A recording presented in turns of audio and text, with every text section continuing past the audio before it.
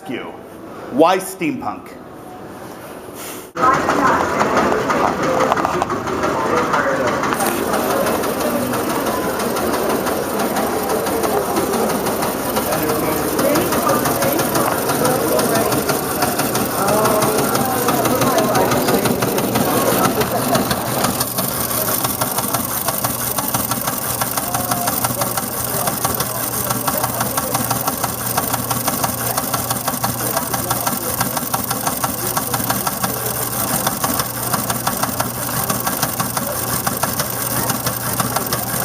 Why steampunk? Oh, because it's so cool.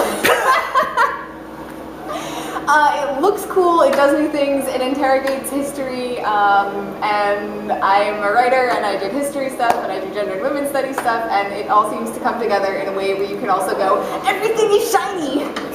So it's sort of equal parts rolling around in the cool bits of the Victorian era and interrogating the problematic bits. Steampunk, it's really a combination of all the things I like. There's the historical aspect, there's the sci-fi fantasy aspect, and it's combining all of that. And it's just such an open field that it just accepts everything and everybody, and it's just one of the things I really like right now, as many people do apparently. Because I kind of fell into it by accident, and I thought it was a great genre. Because I've always liked the kind of the Victorian Jules Verne type thing. And I'm also a costumer, and it was just another way of putting unique costuming together and wearing some pieces and having fun with that. Crank it up. Now they only set pieces with door frames. But now if you notice how smooth, whereas this one, there's actually an oscillation at first. Joseph K in the center. It's because there's two pistons going across. When you have things in a line, they actually kind of balance each other out. This is the most accepting, wonderful, diverse, fun crowd. It's the only place I've seen where you can have the arch liberal and an arch conservative in the same room, and they talk politely to each other. Why not? There's that. Well, okay, so you want a real answer. I might just edit it down to that answer anyhow. Hey, but why not? Oh, yeah, that's actually a really good answer now that I think about it. But the fact that it takes the technologies that we normally consider commonplace and tries to implement them in different ways, especially involving older technology, the combination is fascinating and the aesthetic is just awesome. I've always really loved the aesthetics of steampunk and Victorian era stuff. I'm really into vintage clothing and I love costuming with a passion.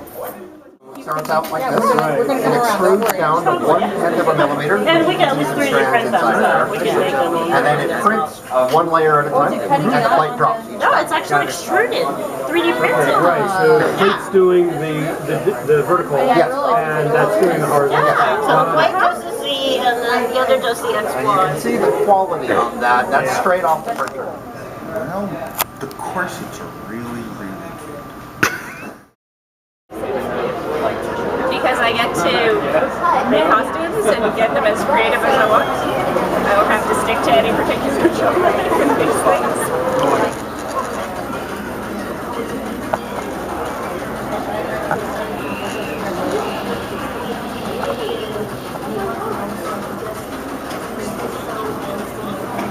Good question. One, I think the easy answer is it's a hell of a lot of fun.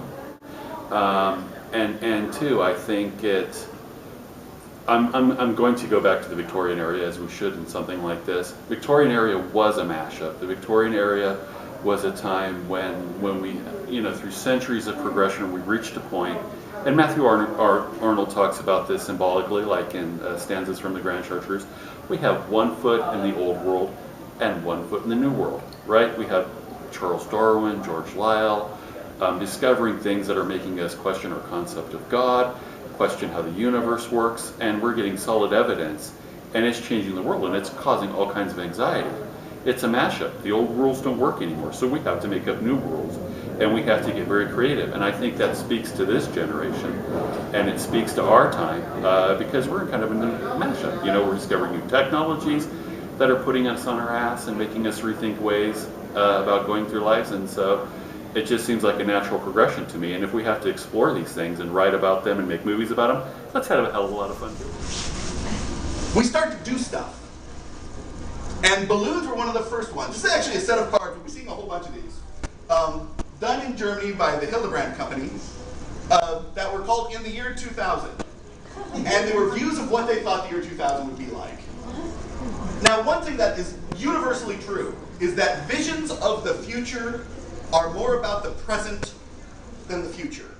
What I like about steampunk is there are no real rules. Lisa was talking about her t-shirt that says, in steampunk nobody can tell you that's not period.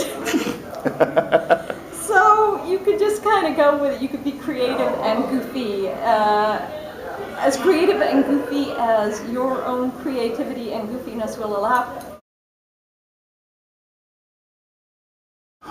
Steampunk is fresh and new from the standpoint of taking something old and arguably musty and making it a source for creation, a source for storytelling. You have the charm of ages past, along with a real vigor in maker activities and costuming, and there's almost no holds barred. It really adapts itself well to mashups. So costuming that is both Victorian and perhaps comic books or other science fiction aspects that you wouldn't necessarily blend together in much the same way that DC does their Otherworld comics. And oh, here we go. Yeah, so we've got the Batman top hat that was mine, purchased today. So put it on. We got to see. This is the beginning of my steampunk con. Now we got to put it on, huh? Okay. There we go. Oh, that's excellent. You're a jolly good Batman, you do. I'm Batman. Alright. I never remember what the one letter the guy's name was off by. Yeah, or my You always have to start by hand. Anything that actually starts with a single piston always has to start by hand. There is no motor, basically. That's why you have a starter in your car. It actually has to fire that first piston and actually push it, which allows then the spark to, once it actually